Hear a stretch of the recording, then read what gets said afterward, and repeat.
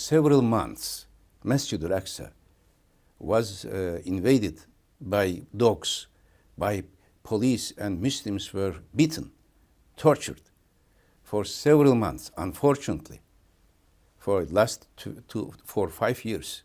Many Arab states, including my own country, Turkey, started to normalize relations with Israel without making any reference to Palestine. This is a huge responsibility on the shoulder of Arab and Muslim states.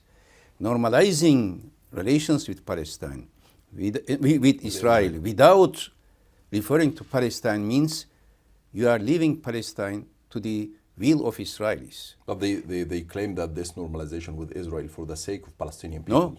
What is the interest of Palestinians? After the so famous Abrahamic Convention, what did Palestinians gain? I told this in Turkey. Okay, our president also has shaken the hand of Netanyahu. What did the Palestinians gain? What was the result? Before, yes, we were sometimes talking to Israelis, but for ceasefire, for mediation, for the sake of Palestinians. But this time, normalization was without reference. And more important, Brother Osama, when I saw that picture, my heart was shaken. My heart was, rebelling. Netanyahu showed a map in UN General Assembly 22nd of September 2023.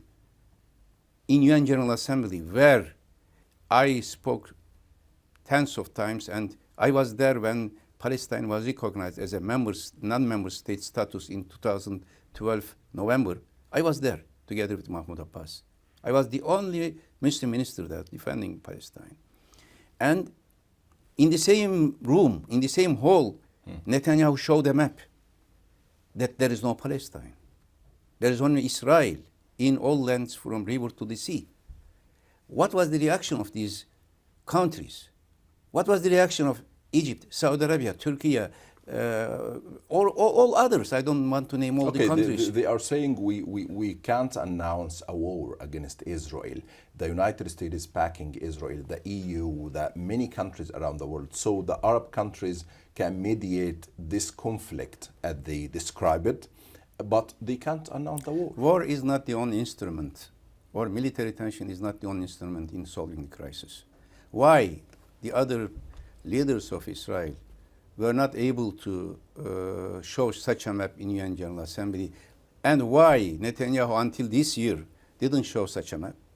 Because they realized that leaders of the Muslim countries are ready to normalize relations for different reasons without making reference to Palestine.